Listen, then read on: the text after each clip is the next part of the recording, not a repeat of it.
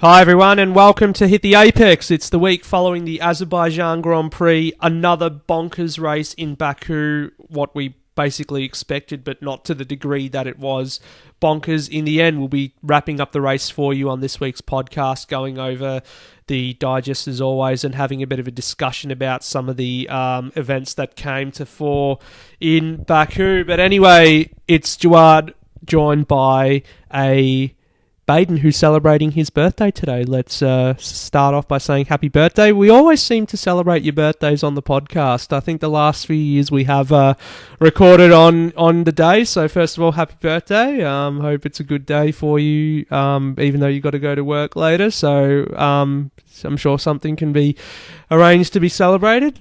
Yeah, we'll get there in the end, but it's just a case of, I don't know, you get to that point where it feels like just another day. So you just got to get on with it and celebrate it for what it is, and really just a good company for the time that it is. You appreciate it, and I think after the weekend we've had, there's a lot to discuss, so we should get right into it. Get right into it, indeed. And I guess the main thing to take away from it was that Lewis Hamilton ended up winning the race and taking the lead of the championship as well, despite having been really nowhere throughout the whole weekend, and to a greater extent the season at large. I mean, apart from Melbourne, where he was in the lead and then had the lead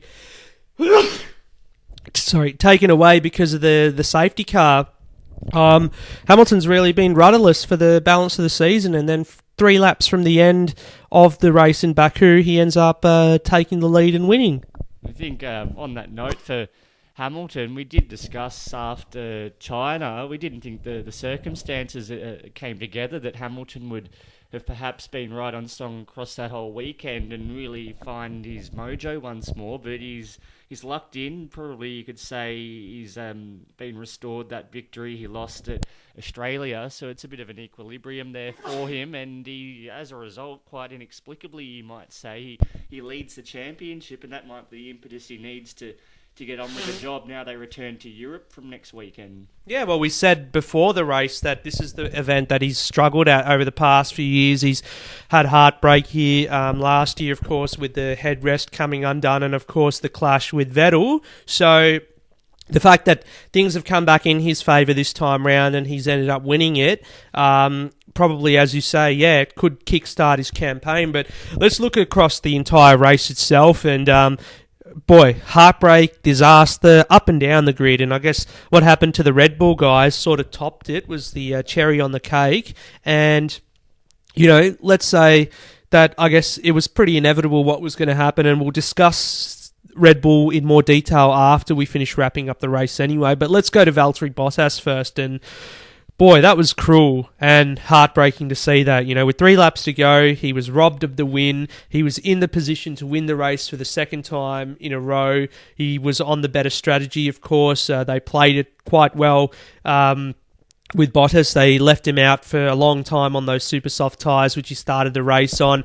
And then regardless of what happened to the Red Bulls on lap 40, Mercedes were going to pit Bottas on that lap, put him on the ultra soft tyres, and by then he had enough of a gap to overcut by a large margin Sebastian Vettel, who ended up losing that race, of course. And yeah, with 3 laps to go, a puncture for Bottas on the back straight, caused by what we believe was a piece of debris that came off Kevin Magnussen or Pierre Gasly's car. We'll talk about those two in a while. That's a frightening crash in its own right, so we'll touch on that soon. Yeah, we'll touch on that soon. A bit of a come together between those guys. So yeah, a bit of metal left on the track, and basically, yeah, that was the end of Bottas's tyre. And you know, we saw the images after the race, and probably one of the most galling pictures that will be within the memory banks for the rest of the season, I think, is Bottas hunched over, just with his helmet on, face down, and even all the interviews he did post-race too. He doesn't normally wear the shades, but yeah, he had the dark shades on, and you could tell what was going on. And I think his comments were something like, 10 pints of beer are going to fix this for me afterwards. So yeah, it's a bit of a heartbreaking conclusion, considering that was his win for the taking, and also the championship lead would have been too, because of his consistency. Just shows you that as much as he's talked about as the so-called robot ass, he's clearly human, and just like Kimi Räikkönen, if he was in the same position, they're really passionate, especially those Finns. They're almost, you could argue, the most passionate. They stand almost purely for victory. Nothing less is any satisfying. So you can see, really, on the basis of what he went through at China as well, it's just a setback. And all that talk about Hamilton commiserating with him, that's only going to go so far to see when he clearly... he did all the work, and yes, he was lucky with that safety car intervention, but he was in the position to capitalise and so close to the flag. It really is soul-crushing. Yeah, well, we were just talking about it off air anyway, but Bottas so far this season, despite what happened in Melbourne where he had that crash in qualifying and then just looked sort of rudderless during the race, since then he has really been the better, the stronger driver at Mercedes, and a lot of people will probably criticise you for saying it because he's teammate to Lewis Hamilton. But yeah, we saw what happened in Bahrain and how he was criticised for having a lack of intent to pass Sebastian Vettel to win that race. But Bottas is more of a defensive driver, I've found, than an attacking driver, and his defence is, when he is in that position, is something to behold of, because we saw that last year when he won those two races in Russia and Austria, that he wouldn't let Sebastian Vettel past, even though he was on the better tyres, and was just pressuring him, a four-time world champion, pressuring a guy who's yet to win a Grand Prix. And now, 3 wins into his career, Bottas, he's got that nous to defend really well. So if he finds himself in that position again, and I'm sure if he didn't have that puncture there in Baku, that he would have had to defend that lead once again, he would have pulled it off. So, he would have led the championship. We could all say that in hindsight. But as you said with Hamilton, that after this race and after the win, it could kickstart his campaign. Do you think it'll be the same with Bottas, knowing that he's had that heartbreak and he can use that motivation to perhaps charge himself up for the next few races and perhaps take those points and the wins away from his rivals and really put himself in this championship? Well, notwithstanding Australia, it was more or less an impossible task after his crash in qualifying. You date back the final 3 events of 2017, and he ended it on a really high note. Those 3 consecutive. He had the victory, of course, at Abu Dhabi, and you go through Bahrain. Yes, he was a little timid. Perhaps the aggression with the defence could be worked on a little bit, but aside from that, he's almost been on par with Sebastian Vettel this season as the driver of the season. Well, yeah, exactly, and it's a big season as well because he's off contract next year, and all the talk is that he's going to be deposed for that seat at Mercedes, and some other person will come in, whether it's a Ricciardo or one of those Mercedes junior drivers like Esteban Ocon, or we could put Fernando Alonso's name into the mix as well. But anyway, so disaster of a weekend for Bottas, and you have to really feel for the guy as well, and hopefully he bounces back for Barcelona. So during that safety car, of course, with the clash with the Red Bulls, Daniel Ricciardo basically went into the rear of Max Verstappen heading into turn 1. We'll talk more about it in detail later, but it was on lap 40. That brought out the safety car, which sort of changed the complexion of the race.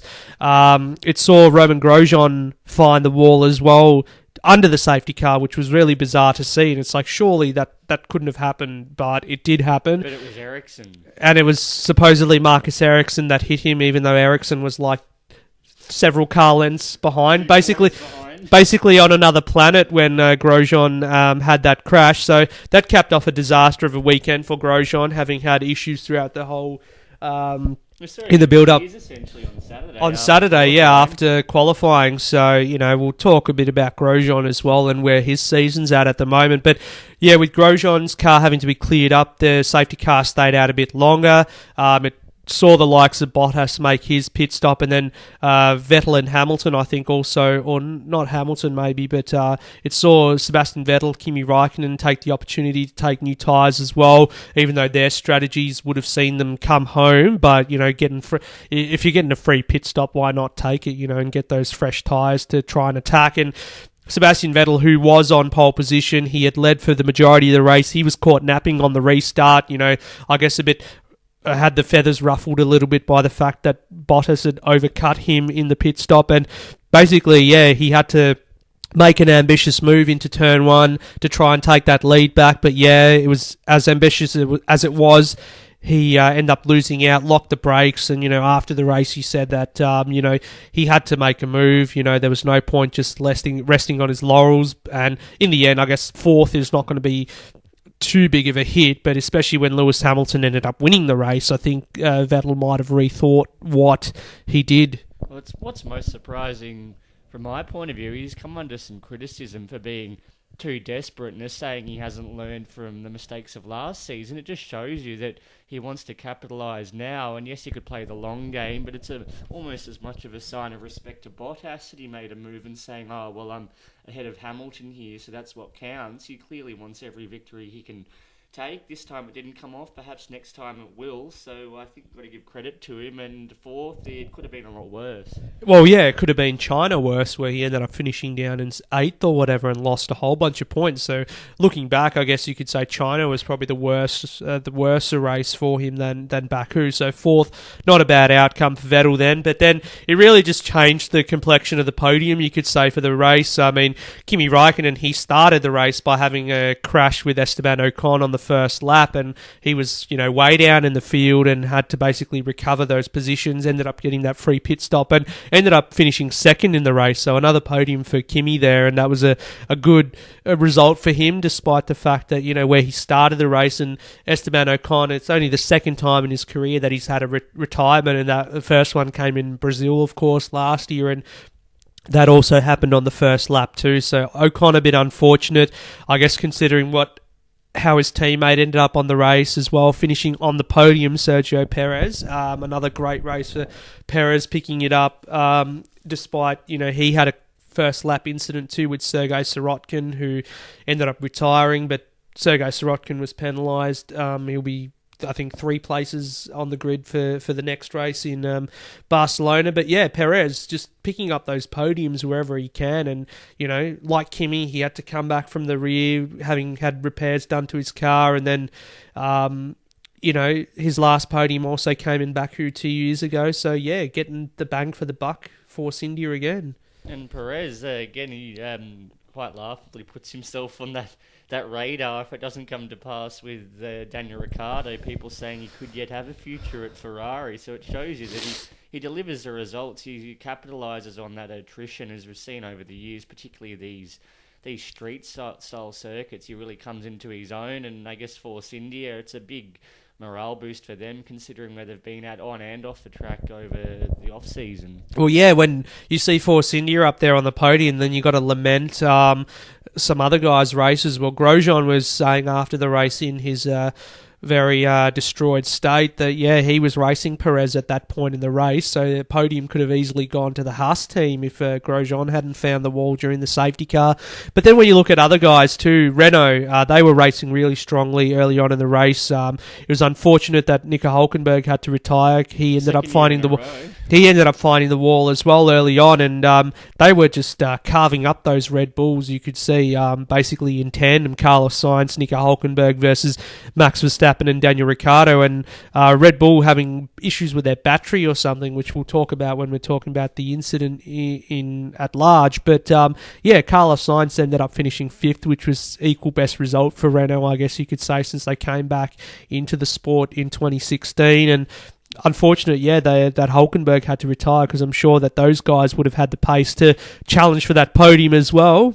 Oh, that's good for Sainz. He had a bit of a slow start to his campaign, so that gets him on the board, and he just needs to keep up that consistency. But for Renault, they'd be disappointed not to have, really, they've struggled to get both cars in the points to date, and you can see that they're making the strides forward, but clearly they've got that hope there to be pressing on legitimate race pace for podiums sooner than later. Yeah, well, when you consider that the other team powered by Renault Power, Red Bull, they've already won a race. I guess they're taking each other out and losing a lot of constructors' points. If they're going to do that for the rest of the season, then, you could see Renault gain a lot of points on them, which would be crucial. I guess it was important to point out too that we had some first-time point scorers as well, and great races from Charles Leclerc, of course, and Brendan Hartley scoring their first points in F1. Leclerc up there in P6, which is phenomenal for Sauber, especially. I think it's their best finish in about 2 or 3 years or something. So he, along with the guys who finished on the podium, were assisted by that safety car and ended up taking 3 pit stops. Brendan Hartley as well, after the start to F1 he's had, and everyone's saying that he's nothing compared to Gasly. He had the NASA-based mission to space. Yeah, basically, pissing Pierre Gasly off there on Saturday. He ended up finishing 10th to score his first point in F1, and a lot of relief there for Hartley as well. This is someone who's really well credentialed in the world motorsport. He's the reigning world endurance champion as well, and scoring his first points in F1 would be a huge monkey off the back for him. But yeah, for Sauber and Leclerc, great result there, and I guess Sauber looking stronger and stronger, you could say. They had points with Ericsson in the last couple of races, and then of course now Leclerc getting on the board as well. It's just showing progress for the team. And suddenly we have lonesome old Williams looking further and further away from it. As much as Stroll got some good points there, they're just looking very much like they're making up the numbers, and Sauber's finally getting, perhaps courtesy of that tie-up strength and collaboration with Ferrari, it's really starting to come online. Well, yeah, Williams, at least they got up on the board too with 8th with Lance Stroll there. But as we said in the preview, that they're just boosted by Mercedes power unit this weekend, and the car still is nowhere near that level of, as you say, even the Alfa Romeo Sauber. So this is probably just a one-off for Williams, and we might not see them scoring many points if Sauber continue to do so. Yeah, I guess it's just one of those weekends or Sundays where they've got to take the points and happily move on, but they can't be expecting it on a weekend-by-weekend basis. Well, Stroll made some comments saying that he believed that they could have finished on the podium again as well, so I don't know where that came from. Yes, the old ambition, courtesy of his father, I'd say, rubbing off a bit there. Oh, you could say so. But to round it off then, McLaren, I guess, another great race from Fernando Alonso. He just pulls the rabbit out of the hat, always a magician. Saturday was awful, you could say. They just both outside the top 10, didn't look to have any pace at all, did Alonso and Stoffel Van Dorn. But then Alonso as well, he was on 2 wheels at the end of the first lap as well. He had a coming together with, I think, Sirotkin it was as well, as Perez, and ended up having to pit for repairs. He had a damaged car for the entire race and ended up finishing in 7th. So great stuff from Alonso there. And of course, a couple of points too to Stoffel Van Dorn in 9th too. So McLaren, we've talked about them. They're not where they wanted to be this season so far, but, in the races they are scoring those points. But, you do get the feeling that if they had that better car, that they could be up there a lot further, top 5 territory. Yeah, well, that talk of the fundamentally new package from Spain, and just that talk with Tim Goss's departure, and what I've already held that belief of, it's going to take time to gel with the Renault engine. I think it really will be 2019. If they're in the same position in 12 months' time, then it'll be legitimately saying McLaren's having a full-blown crisis of its own order, without any kind of ties back to Honda or teething issues with Renault. Yeah, they're independent of Honda now, so none of those issues can be attributed to them. It's all on McLaren now, and of course, Renault, they're a stronger power. They've got a stronger package with that power unit, so no excuses for them anymore. So, rounding it up then, I guess, biggest thing to take away, Lewis Hamilton has that 4-point lead in the standings over Sebastian Vettel now, and we said before that it would have been Valtteri Bottas leading the championship for the first time in his career if he didn't have that heartbreaking puncture. But big win there for Hamilton, and just lucking into it. He basically was rudderless for the whole weekend, and then to take that win away, how crucial will become the end of the year when he ended up getting those points over the likes of Vettel or even Bottas.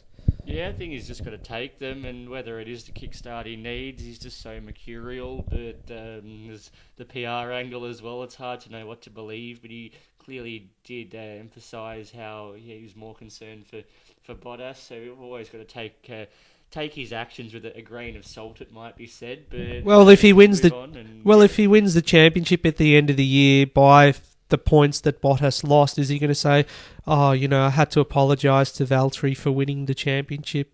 because of the points that he lost in Baku, but I'm just going to take this one anyway. Oh, you can imagine. I'm so blessed, man. Clearly, when it serves his own agenda, it's clearly going to be taken gleefully, but he's always going to push to show himself as a sympathetic hero. Oh, of course, it's all part of that PR angle, as you say. But more importantly, too, with Williams on the board now, all 10 teams have scored points, which is a great thing to see, because it never happens. I mean, we had who was without points last year, I think, or Sauber did score points last year, but it took a long time for them to get on the board. So all 10 teams on the board, and all the drivers but 2 now have scored points too, and that's Roman Grosjean and Sergei Sirotkin, who have had terrible luck, you could say, this season so far. So hopefully they end up scoring some points sometime soon. You think Grosjean probably has better chance than Sirotkin at the moment. So we'll see what happens with those guys in the coming races. But anyway, drivers of the day, it's going to be... there's more drivers that you feel sympathetic towards at the end of that race rather than drivers that you could laud for their performances. But for me, yeah, Charles Leclerc definitely the standout there for his race.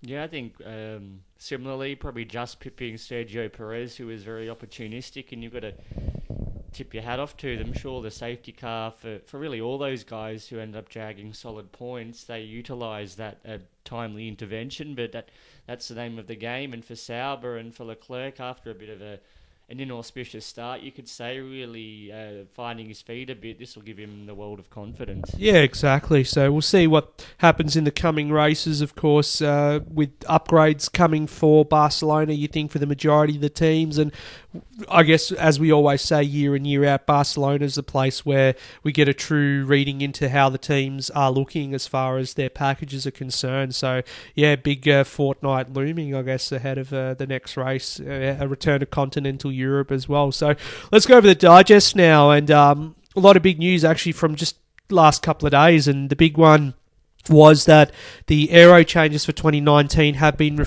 approved by the FIA and by Formula One. So we're going to have big development changes for next year, which is going to be a surprise, with simplified front wings to make their debut. And considering that this wasn't even on the agenda last year, the fact that after the Australian Grand Prix that they called for this, and within not even 3 months or whatever, they've already processed it and got their teams to look at it and say, right, is it a viable thing to do? Yes, let's do it. It's pretty rapid considering how slowly things have moved in the past in Formula One.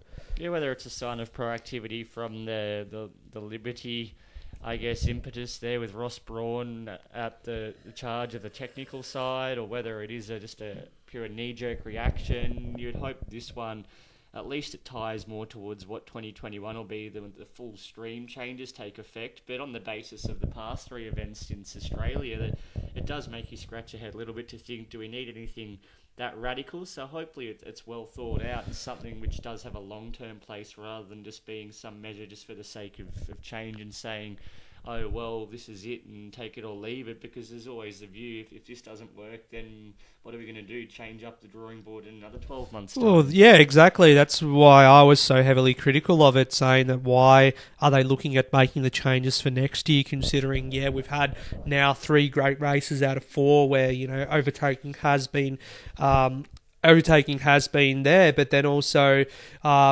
with big changes coming for 2021, why don't we, because cost is such a big factor these days and the little teams are going to struggle with their development if they have to look forward to 2021 and also make these sort of changes, significant changes for the years to come, is it absolutely necessary? And if, as you say, yeah, I'm in agreement there, if it does for the bigger picture help what 2021 is going to look like, then that'll be great because it means they'll get a head start into that. But if, as you say, it's not going to make much difference and whatnot, and it's just a knee-jerk thing, then that's going to be pretty disastrous again, because it means that as well as having to look forward to 2021 developments, they're going to have to spend more time and resources and money on making changes for next year and 2020 as well.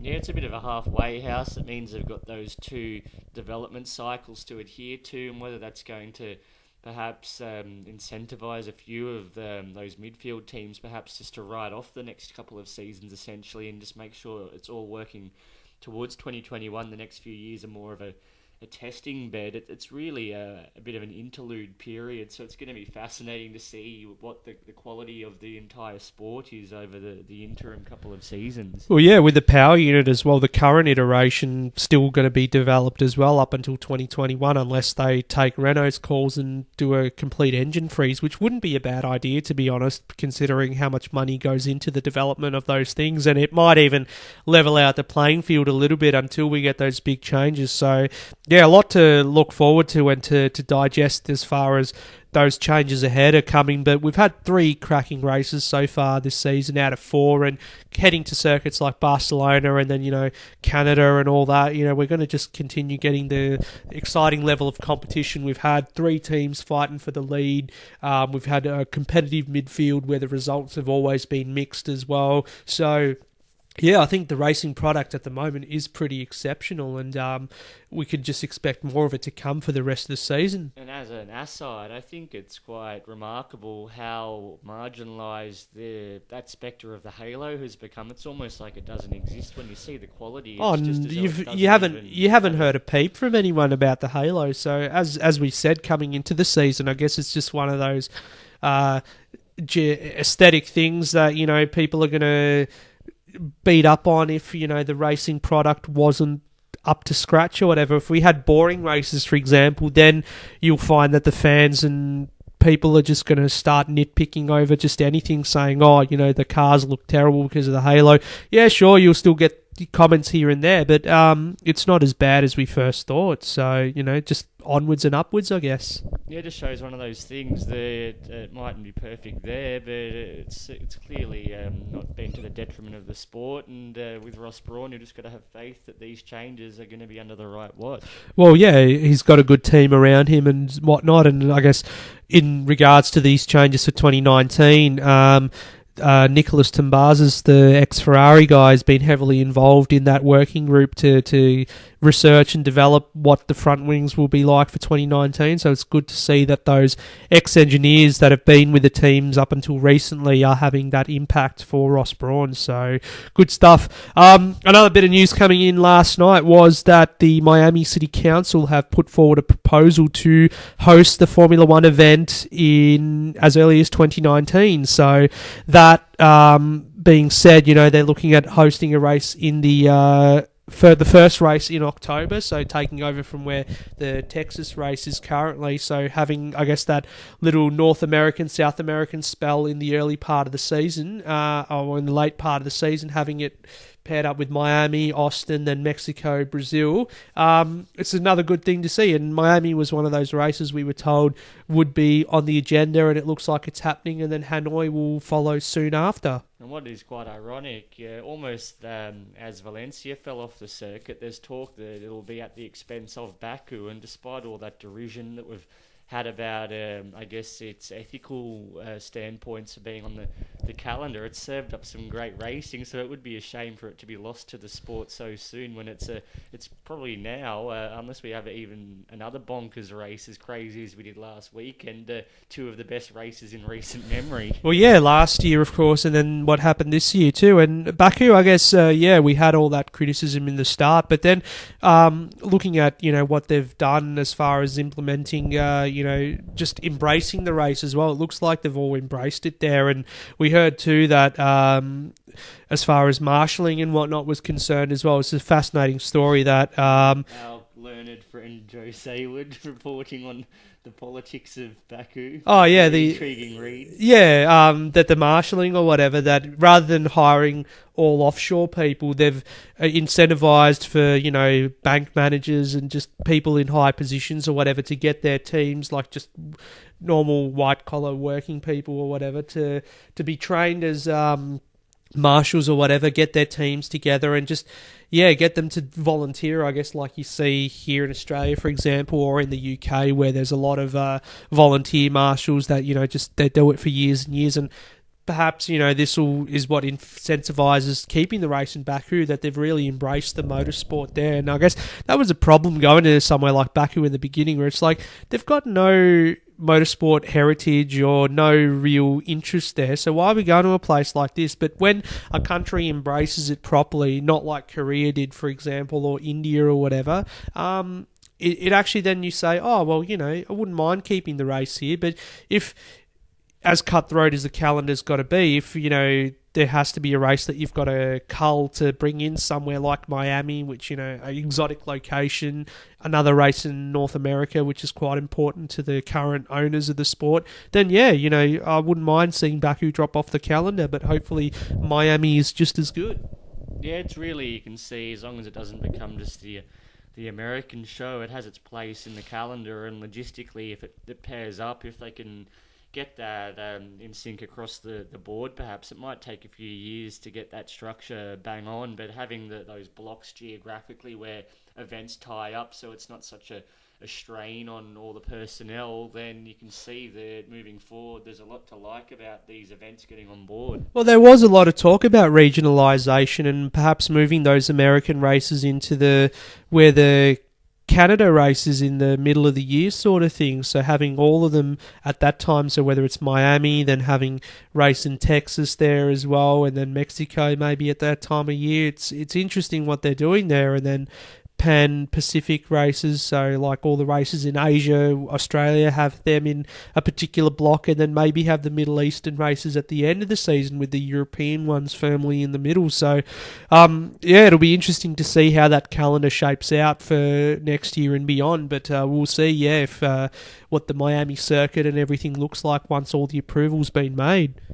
Yeah, I think really small steps, but in the long-term picture, it's going to be a different sport. But Liberty should get it right. You can see that they're taking the time. They're not chucking in everything as a knee-jerk measure. And based on the racing we've had to date, who knows what the following 17 events will serve up. I will hope they're just the same, just as crazy. And yeah, I'm sure everyone will be in love with F1 again. And talking about what Liberty are implementing, so from Barcelona, they're going to be debuting a F1 live show on Twitter and streaming a live program on Twitter. That's not one I've heard of before, but they're going to be doing that for 10 events this season after the race, hosted by Will Buxton, of course, and Nico Rosberg will be joining him too, and they're going to be playing highlights throughout the show as well of the race and just analysing and dissecting it. So that's, I guess, another incentive to get on social media for people to tune in, and they'll answer live questions and whatnot as well. So for F1 to start doing all these things in-house, it's really good to see. And of course F1 Live is going to start in the F1, the streaming service is going to be up for Barcelona as well, isn't it?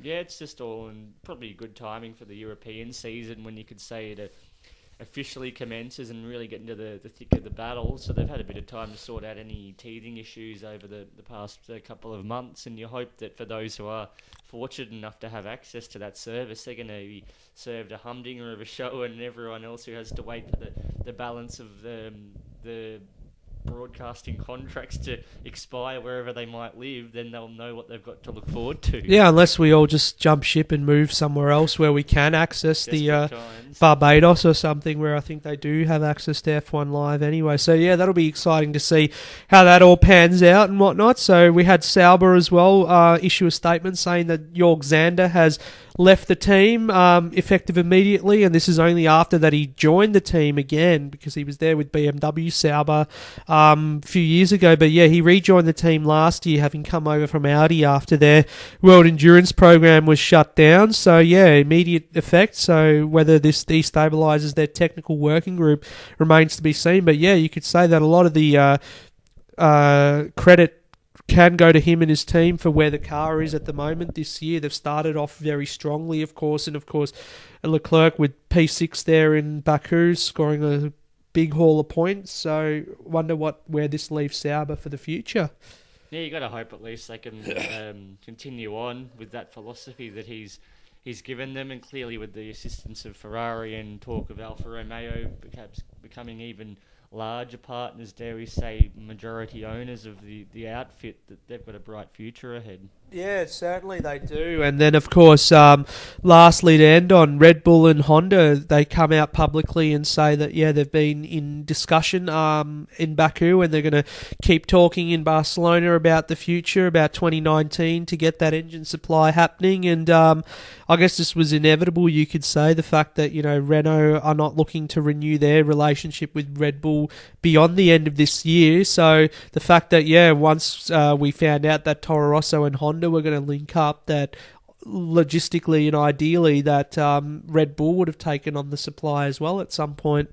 Yeah, we can see that it's been a testing bed with Toro Rosso, and certainly just showing more race trim promise and any time over those 3 seasons with McLaren. So it's a step forward for Red Bull, I guess, having the independence and autonomy it's craved, and where it leaves them as far as the 2021 regs and that talk of a completely independent partnership with, say, a Cosworth base engine. It's something that they've probably been, it's a long time coming, that talk even going back sort of 2014-15 that they wanted the Honda supply then. So it could be the right time next year for that to commence, and I guess really that'll be a point when it'll be fascinating to see how that relationship goes. When we've seen how much of a whipping boy Renault's been in recent seasons. Whenever something's gone wrong, it's their fault. Whenever something goes right, it's all on Red Bull. It is indeed. But one thing that a lot of people have been asking is that where's the logic in taking on Honda supply when they've got Aston Martin as their title sponsor? And then, of course, the talk that Aston Martin are going to take over the majority of the team in 2021 when they get their own power supply happening. Aston Martin, Red Bull Racing, Honda, that's a bit of a mouthful to swallow. Would it be the same situation as they have with Tag Heuer at the moment, or with Renault, that it'll be a Honda power unit but badged as something else, perhaps? Wouldn't be surprising. Who knows? Maybe they'll just continue as Tag Heuer for the interim, and that'll get around that with external publicity for Honda, so that they actually get some kind of presence, and they're known to have success if Red Bull can really propel them to where they want to be. Yeah, so that'll be an interesting one to see. And as said, Helmut Marko saying that they're going to continue discussing it in Barcelona as well, and it looks like things have been pretty positive from the outlet. So as we said, coming into the season, it would, as long as Honda have a quiet year as far as getting on with business and developing and not make a big fuss like was happening with McLaren, I'm sure they'll slowly make those inroads that are necessary for them to be competitive. Yeah, and you just hope, as much as it's a bit of an odd one for a couple of seasons, it really will be that point where Red Bull have to put up or shut up if they do go with Honda. Yeah, another team that you got to say put up or shut up. In that case, you could say that about a couple. But let's move it into our discussion while we're still on the topic of Red Bull, and let's ask the big question: what happens now with what's happened in Baku? So obviously, both cars didn't finish the race. Daniel Ricciardo into the back of Max Verstappen, though arguably not at fault, you could say. Verstappen perhaps once again doing his signature double move, moving twice to defend that line, and Ricciardo being left with nowhere to go. Greats like Niki Lauda have said that it's 70% Max's fault, 30% Ricciardo. Other people have come out and said the same thing, that what was Dan going to do in that position? There was nowhere for him to go. And of course, when you look at what's in the lead up to those events, you could just sense it coming a mile off. And let's start off by just talking about the race itself, where both of them were in the same proximity with each other. Max Verstappen was having issues with his battery, as was said on the team radio. Daniel Ricciardo seemed like he was the faster car, yet why wasn't the faster car ahead of Verstappen? It's Team Verstappen, it's very clear, and as much as the fallout suggests that they're unwilling to portion more blame one way or another, certainly nowhere more so towards the Verstappen camp, so it's become pretty obvious to all that Ricciardo is being marginalised here. Marginalised, yes, you could say, definitely, but when you look at it from holistically, who was at fault and who holds the accountability for this as well. So at the moment, the accountability has been put on the drivers, you could say, but could we argue that perhaps the team's got to be held accountable for not managing the situation? Having said that, you could smell that this situation was coming a mile off. Why didn't the team step in and do something? If there was problems with Verstappen's car, if the other car was faster, and their rationale is the fact that, we're just letting the drivers race. That's what everyone wants, right? But not to the point where this sort of thing happens. it's just the manifestation of that philosophy that Verstappen is the future, and it doesn't matter what the cost is to the team result, whether it means Ricciardo had a genuine crack at a podium or even more in that carnage. Who knows? He could have capitalised on everything that went down with any kind of safety car. If it wasn't the Red Bulls colliding, could have been something else, and he might have had another victory on the cards. We know how he makes the most of those chances, but we'll never know if that could have come to pass now, and I think they're happy just to give deference to Verstappen in every instance. Deference to Verstappen, could you say, and I know this term's been used a lot, but we're saying shades of 2010 again, you could say, and it's funny, I said this before the race, to you, that it seems like, what if we have a championship just like 2010 on our cards, and we have an incident between the Red Bulls, and then Verstappen goes on to win the championship, even though he wins only one or two races like Sebastian Vettel did in 2010. And I guess the first part of that prediction's already been served true with what happened, and this was pretty much Turkey 2010 between Webber and Vettel, and the same outcome basically as Turkey 2010, where the team says, right, you've got to apologise to the factory, you've got to basically take the slap on the wrist, but then nothing is done about it internally. It's like, apart from the Aussie being marginalised, and then we're not trying to be parochial here or anything. If it was someone else too in the shoes of Daniel Ricciardo, who isn't Aussie, I'm sure the same thing would happen. I think really it's, as far as you think of the structure there, the common denominator is Helmut Marko, and just that talk, it's very hard not to draw that conclusion that he does have something against, particularly in these instances, Australians, and they, for whatever reason, don't get the same treatment as his protégés do. In the first instance, Vettel, and now with Verstappen, clearly he runs the team with an iron fist, and who knows if Christian Horner and co are at his mercy. He's essentially the puppeteer there. So as long as he's in that role, they will all be based around his power structure. And Max Verstappen, we've seen how many mistakes he's made now. Really, you can do it in isolation or look at it objectively across the board. What it comes down to Sunday, clearly he thought he had the leverage there from Red Bull, whatever it takes. He's got their backing, and on this occasion, it's really bit them badly. Bit them badly indeed, but, the fact that, let's not proportion any blame to Verstappen. What about, and this goes back to accountability, the fact that they've just hemorrhaged how many, I'm not going to even try and calculate how many points they just lost in that race, where they would have finished. As you say, what if Daniel Ricciardo or Verstappen actually went on to win the race as well? They've cost themselves a win here and a lot of points in the championship. And come the end of the year, are they just going to hang the rope around Renault's neck again and say, because you guys didn't give us a good enough engine, that's why we didn't win the championship? It's races like this where there's an internal blow up where the team's got to take accountability for it. And then what lessons do you learn from it? What are we going to see in the future? And if this is the same outcome as 2010, then basically, as you say, they've already marginalised one driver. So, they're probably going to do the same with Daniel Ricciardo. But the big question to ask now, and you spoke about this in your article earlier this week, is that, what does Daniel Ricciardo do from here? Is this the catalyst for his departure? A lot of people say, he's got to jump ship now, because if he stays with Red Bull and this is what is proportioned basically from it, then definitely there's no room for him there, and he needs to go somewhere where he's able to spread his wings and show us that he's a driver capable of winning championships.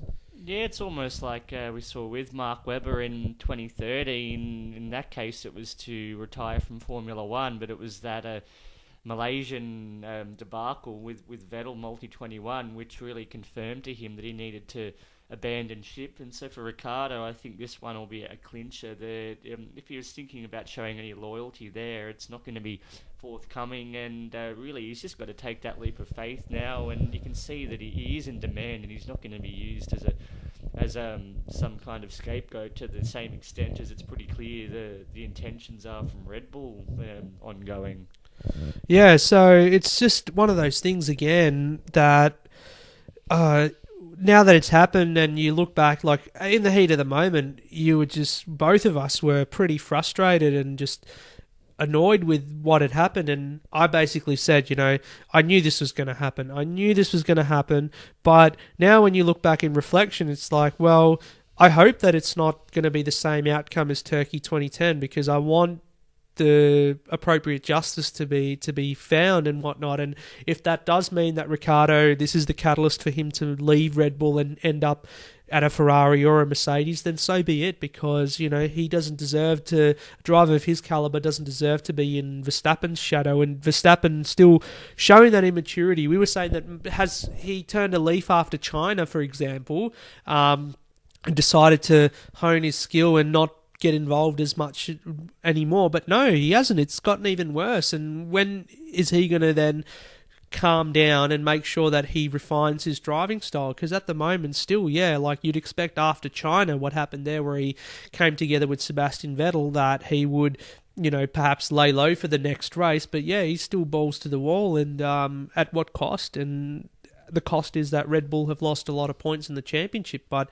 because Red Bull are too marginal to put the blame on Verstappen, they're not going to. If it was any other driver, they would say, if it was Gutierrez or Maldonado or whatever, they would say, oh, you keep crashing, you're losing us points, what are you going to do? You get lost. I think it's accepted that Verstappen has a slight edge in terms of raw pace, but when it comes to all-round racecraft, Ricciardo leaves absolutely nothing wanting, and we very seldom see him have a collision, and this one on Sunday was born really largely from Verstappen's tactics, which he's tried on everybody, and Ricciardo, 99% of the time, that move would have been executed flawlessly. He's so elegant on the brakes there, and I think for, who knows, you saw the leverage that went to Danny Kvyat. He had a podium one race, he was out the door the next. Verstappen's now had 4 races, and 4 times he's had dirty heels, and yet there's no sign of him being on shaky ground. No, not at all. What's got to give for him to really be given an official warning or a reprimand, whatever it takes, because slap on the wrist, that one that they've announced publicly, and the apology at the factory, that's not going to do anything to de-incentivise Verstappen from continuing his cavalier tactics. Not at all, and a lot of people coming out and saying that perhaps he should be given a 1-race ban or something just to reflect and whatnot. Like, I'm not beating up on him and saying that he's just a shocker of a driver. He is a once-in-a-generation talent, but to get the best out of him, I think he needs to, or someone's got to help him refine his driving style and his tactics. I mean, underneath the skin, like underneath those sharp edges that he's got, he's probably, a world beater. He's probably someone who can win multiple world championships, but until he refines those styles, they all compare him to Ayrton Senna, for example, Marc Marquez in MotoGP and whatnot, saying that they were aggressive like Marquez, like Verstappen too. But at least they were able to iron out those deficiencies and refine their styles to become the great racers that they are and were. So Verstappen's he's not going to win a championship if he keeps doing what he's doing. He's got to be aggressive, but refine the aggressiveness to make it to where, I guess, the level that Senna was, because he was aggressive, but he wouldn't find himself in the situation Verstappen has multiple times. Yeah, it's just being slightly patient. You don't have to be completely compromising your style and being on the conservative front, but you've got to just know your limitations and the right moment to attack, and more often than not, losing these wads of points, you need to play that longer game, and you see the best of them, over a course of a season, they almost always comes around to them. If they do hold off, things will fall into place. But with Verstappen, he's just an attack dog, and he jumps the gun way too soon and doesn't even give himself the chance to see what could have been. And also a protected species, might I add to that as well. But anyway, just it's hard not to have spoken out about this situation. What will happen in Barcelona, of course, in 2 weeks' time with Red Bull, and will we see moves being made on Ricciardo's contract front as well, whether this will accelerate talks that he's having with other teams about departing and going elsewhere next season. But yeah, I personally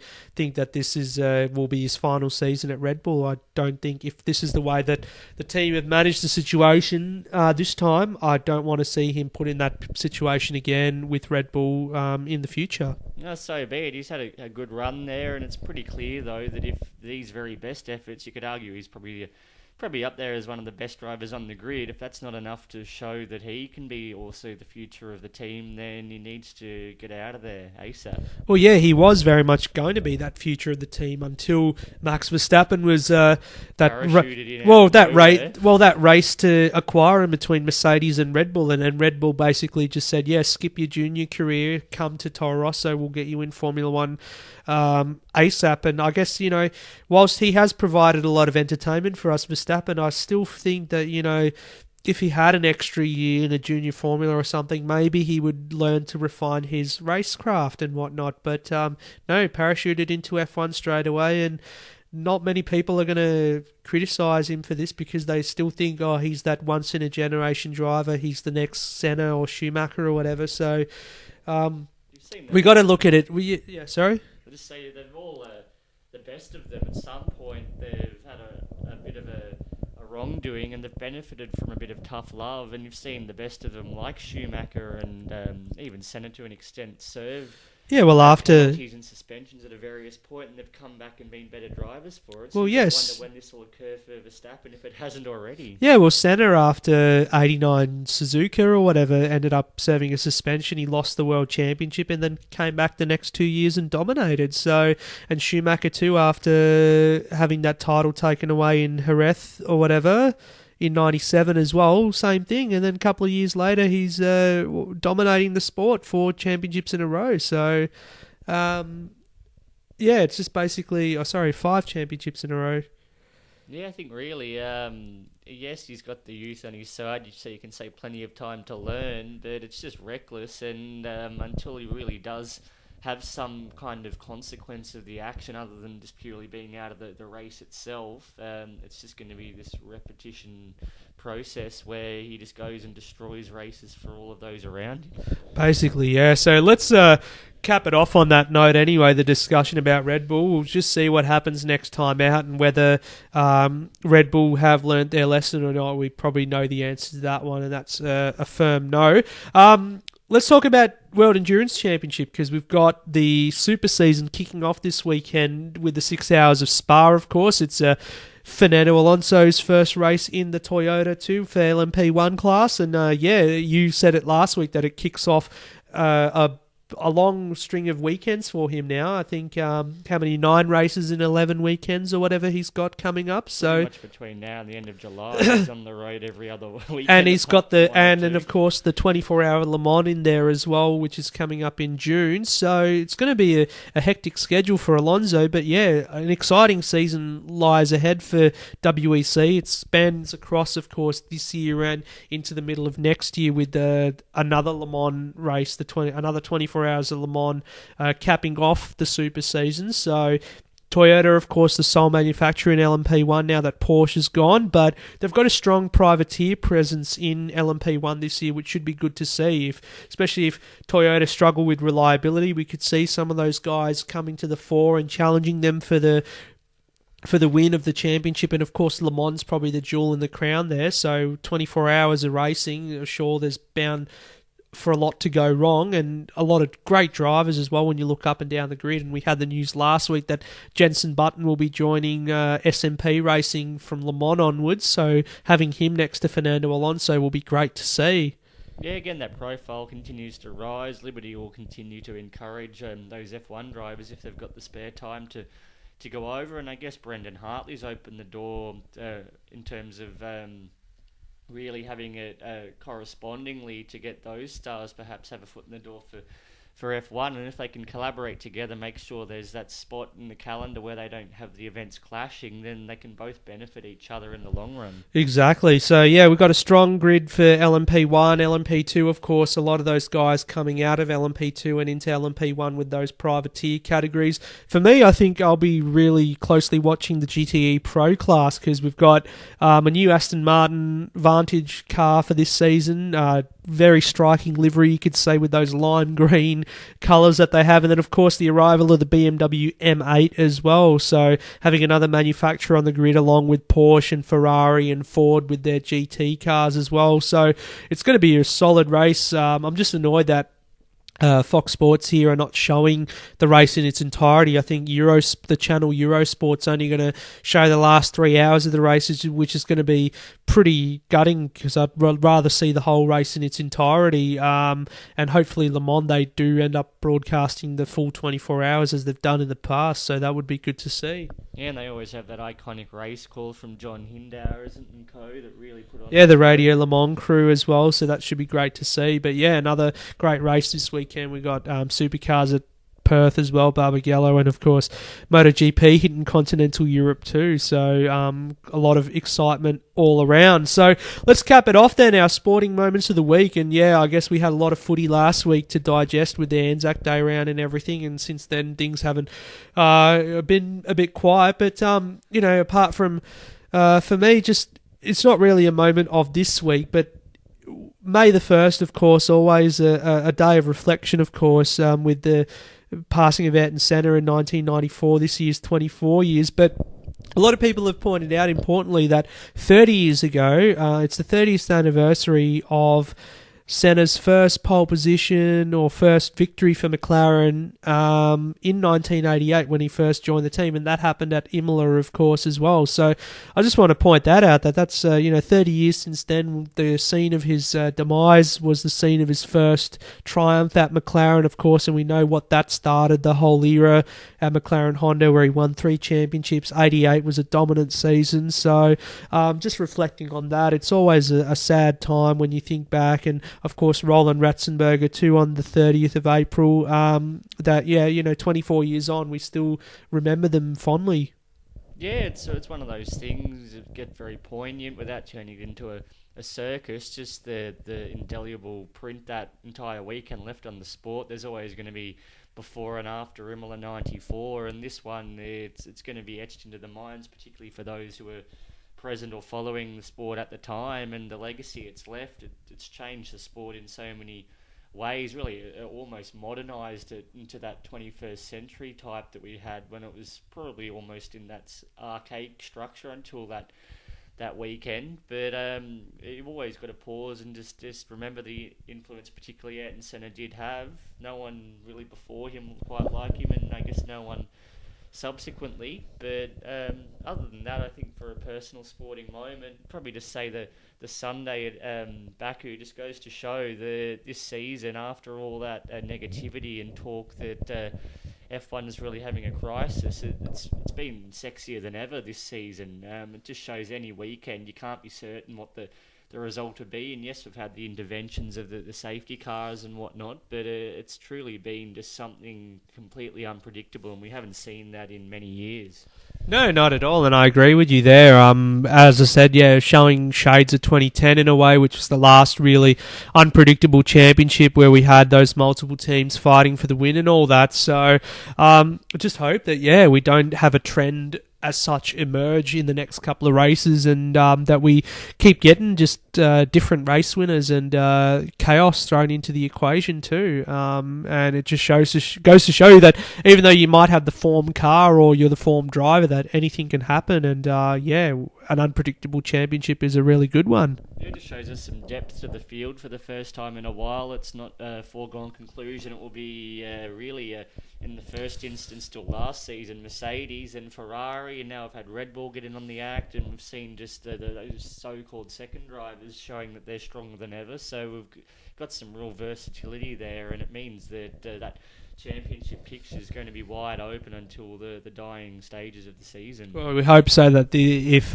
come November in Abu Dhabi that we do have a title race on our hands still to be decided. But anyway, thanks for joining us this time. A big edition, of course. We had a lot to talk about, especially with the Red Bull guys too. But we'll be back, of course, next week to preview Barcelona for you and wrap up all what's been making the rounds in the world of motorsport and in Formula One. So thanks for joining us again, and we'll see you guys next time. Till then.